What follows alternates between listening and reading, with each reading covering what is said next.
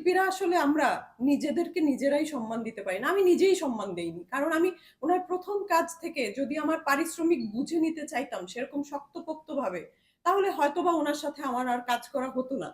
চিন্তা করেছি এখানে ডিরেক্টরের সংখ্যা কম, আমরা আর্টিস্ট অনেক বেশি। ঠিক আছে, একজন ডিরেক্টরের সাথে ভালো সম্পর্ক তৈরি হয়েছে, কাজ করছি, তো ঠিক আছে। যদি পরের উনাদের কথা তো পরের মুভিতে আ পুষিয়ে দিব। টাকা সব পেয়ে যাবেন।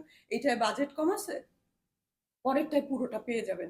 এই আশায় কিন্তু আর্টিস্টরা আটকে থাকে। উনি কমপ্লেইন করেছে যে উনি যদি ১ম আমি যদি ১ম চলচ্চিত্রেরই টাকা ক্লিয়ার না পাই তাহলে আমি ২য়, ৩য় টায় কাজ করলাম কেন? তো কথা হচ্ছে এইটা। সেটার উত্তর হচ্ছে এইটা। ভেবেছি যে ঠিক আছে, একটা ডিরেক্টরের সঙ্গে গুড রিলেশন হয়েছে, কাজ করছি। পরেরটা যদি পুষিয়ে দেয় তো খুবই ভালো কথা।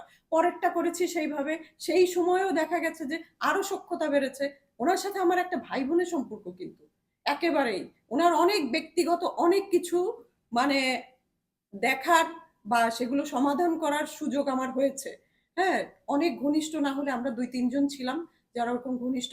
কখনোই এই বিষয়গুলো আ আপনারা যদি আমাকে অনেক বড় কিছু, অনেক বিশাল কিছু অফার করেন, আমার পক্ষে এই জিনিসগুলো আমি কখনো ডিসক্লোজ করব না। এত দূরের ছোটলোকি করব না। তার সাথে আমার প্রফেশনাল জায়গায় যদি কোনো ক্ল্যাশ থেকে থাকে, আমি সেই প্রফেশনাল জায়গা থেকেই উত্তর দিব। আমি তাকে ব্যক্তিগত কোনো আক্রমণ করে একটা আর্টিস্ট, একজন ডিরেক্টরের ব্যক্তিগত জীবন থাকবে, সেটা ভিন্ন।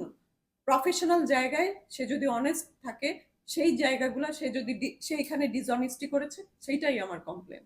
আমি এই জায়গাগুলা পরিষ্কার করে একটা জিনিস বলতে চাই, ওই যে উনার কমপ্লেইন যে ৩য়, ২য় তাইলে কেন করল? ১ম টাই যদি আপনি ঠিকঠাক মতো আ পারিশ্রমিক না পান, তার মানে কি আমাকে পুরা মিথ্যা বানিয়ে দিল না? তো আমার তো কতগুলা আমি স্ক্রিনশট দিয়েই দিয়েছি। যারা টাকা পাবে আমার পোস্টে তো আমি দিয়েই দিয়েছি যে এরা এইভাবে টাকা পাবে, সেই কনভারসেশন গুলা দিয়ে দিয়েছি। উনাদের কোনো সিস্টেম নাই চুক্তি করার।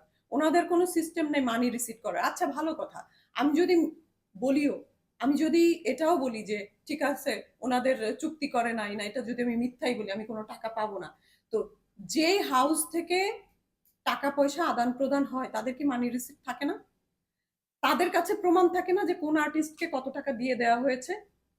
প্রমাণ থাকে কিনা? এইটাই সিস্টেম কিনা? আমি না হয় চুক্তি করে না, এটা নয় মিথ্যা বললাম। টাকা সব দেওয়া হয়ে গেছে। তাদের কাছে তো মানি রিসিপ্ট থাকবে যে এই আর্টিস্ট এত টাকা বুঝে পাইছে। সব হাউসেই কিন্তু থাকে। তো ওইগুলা দেখাক উনি। ওগুলা দেখাক যে আমাকে এই টাকা দেয়া পরিশোধ হয়ে গেছে। ওই আর্টিস্টদেরকে টাকা পরিশোধ হয়ে গেছে। আমাকে দেখাক। আপনাদেরকে দেখাক। আমি দেখতে চাই না। পারবে না। উনার কাছে এগুলাও নাই। আচ্ছা, আমরা জানি যে যেকোনো বিষয় যদি আপনি ক্লেম দিতে যান